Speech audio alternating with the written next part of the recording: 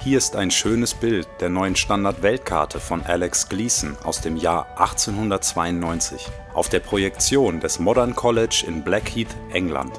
Am oberen Rand der Karte steht geschrieben, dass sie wissenschaftlich und praktisch korrekt ist. Gleasons Karte unterscheidet sich von den Standard-Weltkarten vor allem durch die Darstellung der Pole. Wie der Vergleich mit der herkömmlichen Weltkarte zeigt, liegt der Hauptunterschied in Gleasons Karte darin, dass sich der Nordpol tatsächlich im Zentrum der Erde befindet. Und auf den ersten Blick scheint der Südpol, die sogenannte Antarktis, zu fehlen. Bei näherer Betrachtung stellt man jedoch fest, dass die Antarktis tatsächlich vorhanden ist und den größten Teil der Landmasse auf der Karte ausmacht. Die Antarktis auf Gleasons Karte ist ein alles umschließender Eisring, der die gesamte äußere Erdoberfläche bedeckt. Gleasons Karte ist zu einer Art kanonischem, historischem Dokument für Anhänger der flachen Erde geworden. Viele von ihnen stellen das Bild ins Internet und bezeichnen es als einen erdrückenden Beweis, der das heliozentrische Modell der Erde widerlegt. Mit anderen Worten, es beweist, dass die Erde keine sich drehende Kugel im Raum ist, sondern eine kreisförmige, flache und unbewegliche Ebene. Das war für mich noch kein Beweis.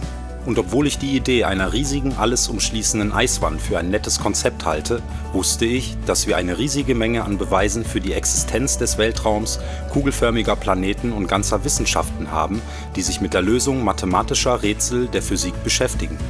Ich meine, wir sind auf dem Mond gelandet, um Himmels Willen. Wenn die Erde flach und unbeweglich wäre, hätte das mittlerweile doch sicher schon jemand erkannt.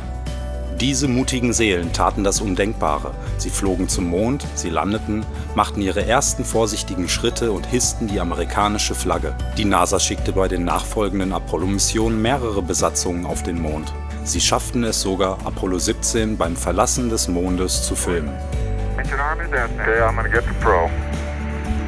99, proceeded, 3, 2, 1, ignition. Right away, Houston. Vector grid. Aber halt! Stopp! Wenn dies Aufnahmen der Besatzung sind, die den Mond verlässt und zur Erde zurückkehrt, wen haben sie dann zurückgelassen, um den Start des Raumschiffs zu filmen? Und findest du nicht auch, dass diese farbenfrohen Missionen beim Start irgendwie unecht aussehen? Danach sah ich auch keine Raketen mehr, welche diese Art von schillernden Farben erzeugen. Und ich nehme an, dass sie es zugeben, da sie alle Daten der Mission verloren haben. Das war bestimmt nur ein Zufall. Ich begann, die NASA etwas genauer zu untersuchen und was ich fand, war schockierend. Ich kann mit Gewissheit sagen, dass die NASA die Welt tatsächlich anlügt, und zwar seit ihrer Gründung im Jahr 1958. Aber nehme mich nicht beim Wort. Manchmal kann man den Menschen die Wahrheit nicht sagen, man muss sie ihnen zeigen. Also lass sie mich dir zeigen. Schnall dich an und bleib sitzen, denn Houston, wir haben ein großes Problem. Okay, well, there's a big problem with the blue marble. And I'm going to zoom in here and show you what the problem is. These are all composite images where they are really not very good at Photoshop because they're using the Photoshop clone tool to replicate clouds. This cloud is a copy of this cloud. See the formations? They're identical formations. These right here, side by side, side by side. See this kind of W-looking shape right here, replicated right here. This cloud is exactly the same as that cloud. You know, same clouds right there, and same thing on the other side of the world. They got the same thing going on. They got careless here. Look, 1, 2, 3, 4, 5 of the same formations replicated right there. These two replicated, same exact formations right here. This right here is clone of that right there. I mean, really?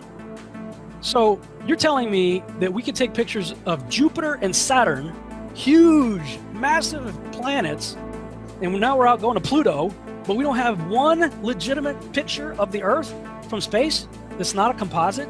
Click on this picture right here. Supposedly the same mission, same guys that took the picture of the most famous picture of our Earth. I'm going to do save image as, and let's see, Apollo Moon, let's call it Apollo Moon 17.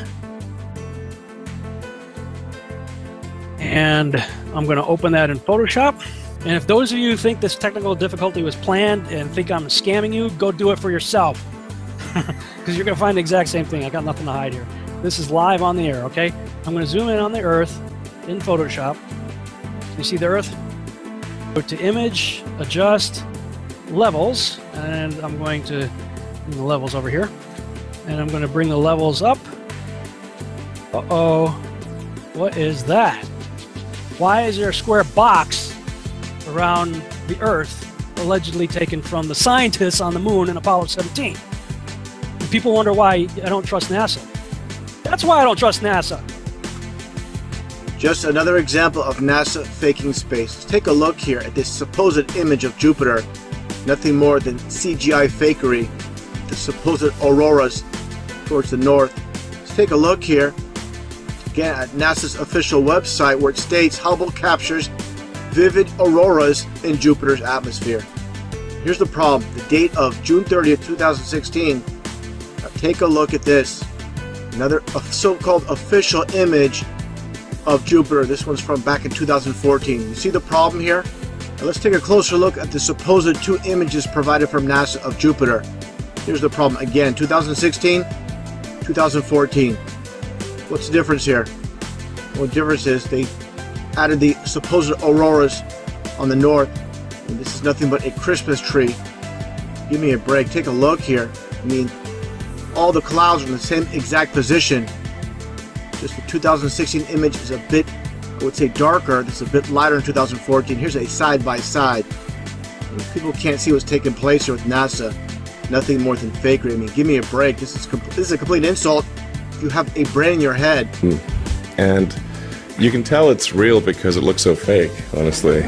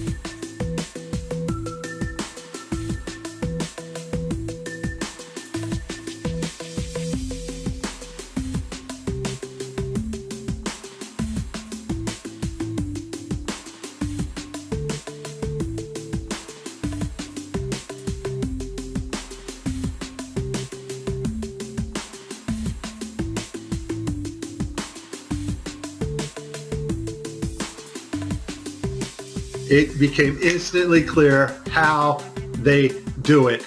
And it's just video game technology. Now, if you're part of the geek squad or the techie crowd, well, then you already know about this technology. And so let's get to the video that caught my attention, and you will see the same things that I saw. Let's watch. We have to introduce the concept of freefall. So let's use this model of the Earth. And let's enlist the help of a friend, Patsy. You might know her.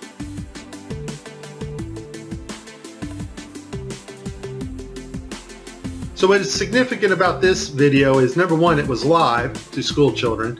Number two, we have this stuffed animal that is transitioning in on another video channel. And the actor is able to reach up and grab this doll in real 3D space and manipulate this doll with their hands. And so the only way you're going to pull that off is with one technology. And that technology is virtual reality. More importantly though, something called augmented virtual reality. It's taking the objects in 3D space from a virtual reality world and putting them in our world on another screen, which we can see, manipulate, and touch with virtual reality contacts or glasses. In this next segment, I'm going to show you how NASA grabs objects in 3D space, rotates them around, manipulates them. They can do this with water, with cloth, anything. And the cool thing about it is we can take what they're doing, what they're seeing with their contact virtual reality augmented lenses, and put that on a separate video layer live. Yes, live. And do it all in real time. 45 minutes straight of NASA messing up their virtual reality setup. I tried to pick some clips that were obvious and some not so obvious. Show you some of the contacts. We're going to see Tim Peake with his contacts in, but these are virtual reality contacts overlaid on the eyes so actors can interact with things in 3D space, all in real time. In this next shot, we will get to see the whole arm setup and the virtual reality glove that covers all the way down the arm and hand. This allows the software to broadcast what we see video-wise as his arm in a shirt sleeve.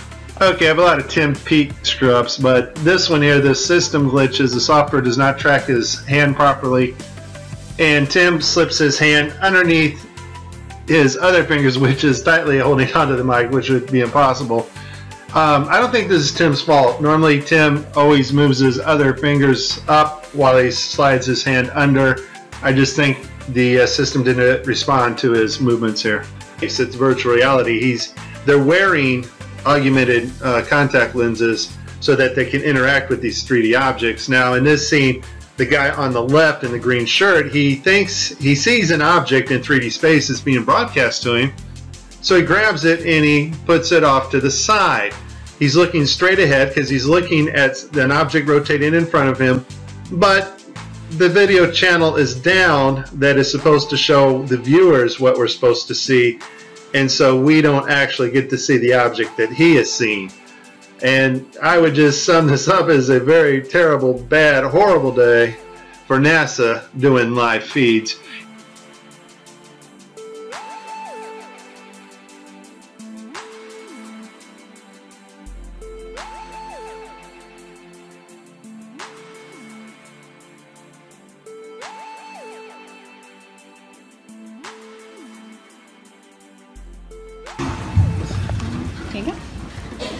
So many times during spacewalks outside the International Space Station, we can see air bubbles rising up. Can you touch on how there are air bubbles in space?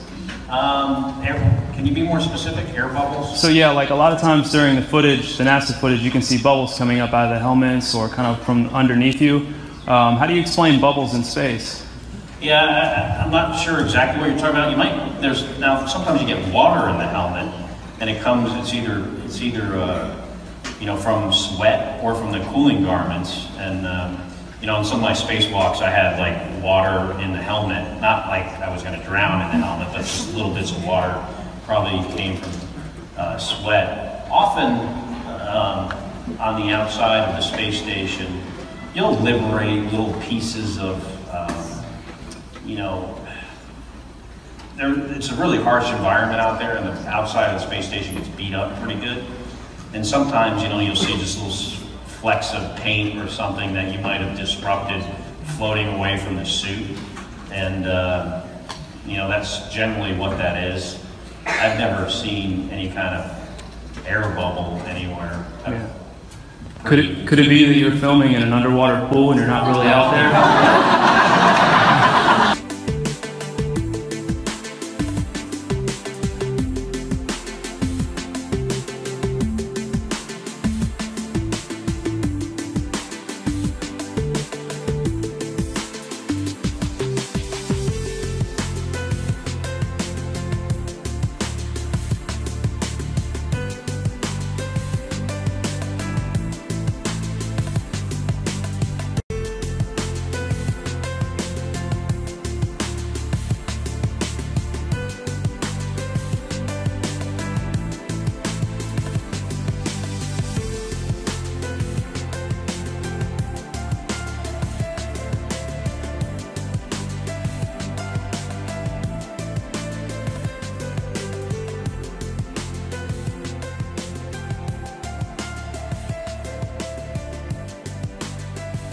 Why don't you swear in the Bible that you walked on the moon?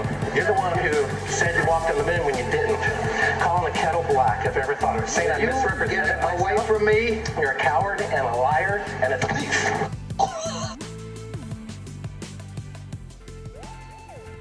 Und dann ist da noch dies. Offizielle NASA-Forschung über die Dynamik eines Flugzeugs, das über einer flachen und nicht rotierenden Erde funktionieren würde. Eine flache, nicht rotierende Erde.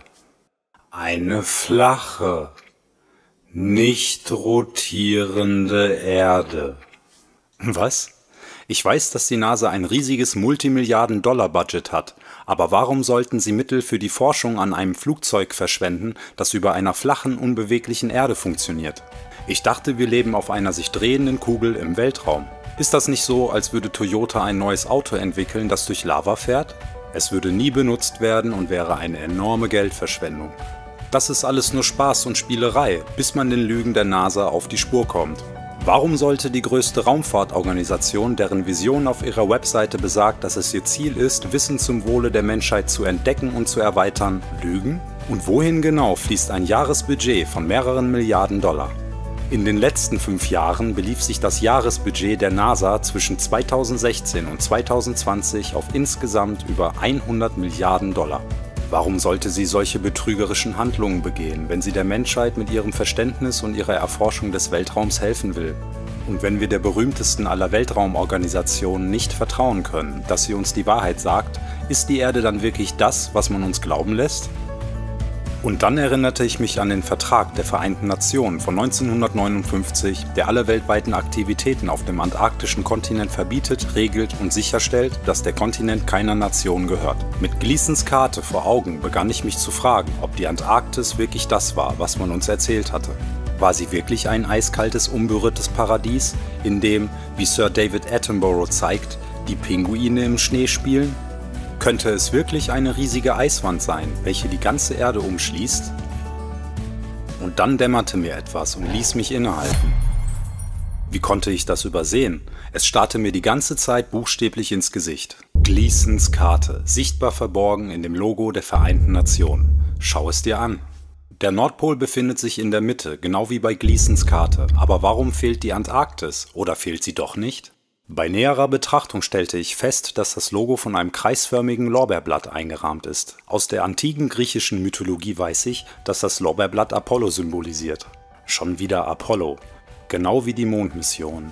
Im alten Rom durfte der Lorbeer nicht für profane Zwecke verwendet werden und das Anzünden oder Verbrennen unter freiem Himmel war streng verboten. Und ich wusste aus dem Vertrag, dass die UNO die Erforschung und Ausbeutung der Antarktis streng verboten hatte. Verbirgt sich vielleicht eine Botschaft dahinter? Ich begann zu recherchieren und stellte fest, dass nicht nur die Vereinten Nationen dieses Logo benutzen, sondern auch die Internationale Seeschifffahrtsorganisation, die Internationale Zivilluftfahrtorganisation und die Weltgesundheitsorganisation. Die Seeschifffahrtsorganisation kontrolliert die Meere und die Luftfahrtorganisation den Himmel. Die WHO steuert grob gesagt die gesamte Kommunikation über Gesundheit und Krankheiten der Welt, so wie sie es auch während der Covid-19-Pandemie getan hat. Beherrscht in Wahrheit das UN-Militär die Antarktis zusammen mit den See- und Luftfahrtorganisationen? Oder handelt es sich doch nur um einen Friedensvertrag, um den letzten unberührten Ort der Erde zu ehren?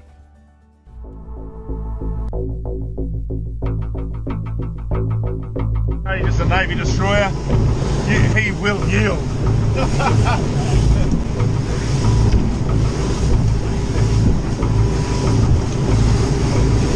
He'll be thinking, that cheeky better not cross my bow.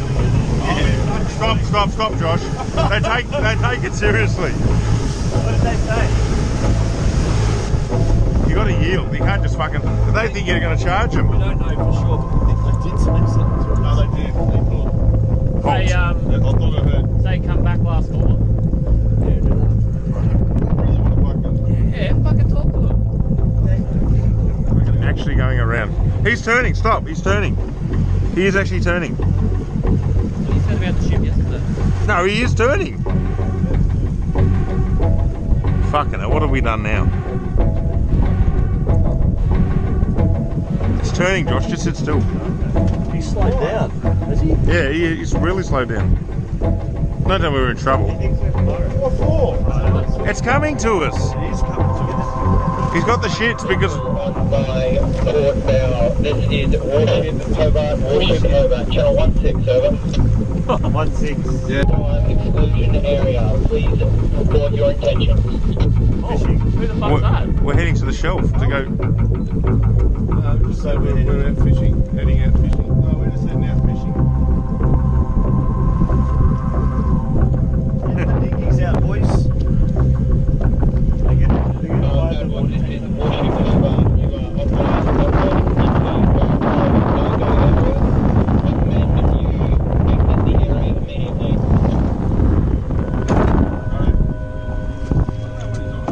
going that way. We're just traversing. We set up a demo today with this Cessna and the Air National Guard. I'm going to be inside of this Cessna and we're going to be going rogue. We're going to fly into that no-fly zone and we're going to see how the Air National Guard does it. They scramble the fighter jets to come Take off. We're off.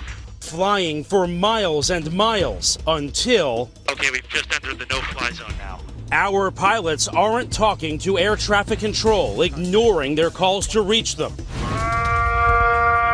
That triggers an alarm at the Air National Guard base. These fighter pilots scrambling to their jets. They're on alert and ready to take action 24 hours a day. Today, racing to their F-16s, suiting up, climbing on board, and rushing to the runway.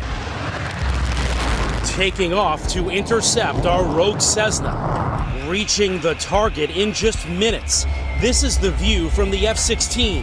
That's my Cessna right there. Intimidating as you would think it would be. Look at that fighter jet. He's right off our wing. Another F-16 swooping in on the right, calling us on aviation frequencies. You have been intercepted. If you hear this transmission, acknowledge the radio call and rock your wings. He wants us to identify ourselves. We're a rogue aircraft, remember, for this demonstration, so we're not going to respond at all and see what this fighter jet... You are ordered to turn to the northwest. The fighter jet giving us one last warning. After all of this, the pilots still won't listen. The plane won't leave the airspace. Will you shoot them down? If required, we'll execute the rules of engagement per the commander of the North American Aerospace Defense Command. And yes, we would do that. Shoot the plane down. If it meets the rules of engagement, yes, we would, to defend the airspace. Warum überwachen sie die Grenzen der Antarktis auf so kriegerische Art und Weise? Sicherlich beschützen sie nur die Pinguine und Robben, die wir so oft in Dokumentationen über den gefrorenen Planeten Erde gesehen haben. Ich weiß es nicht, wirklich sicher bin ich mir nicht mehr, denn danach bin ich über das hier gestolpert.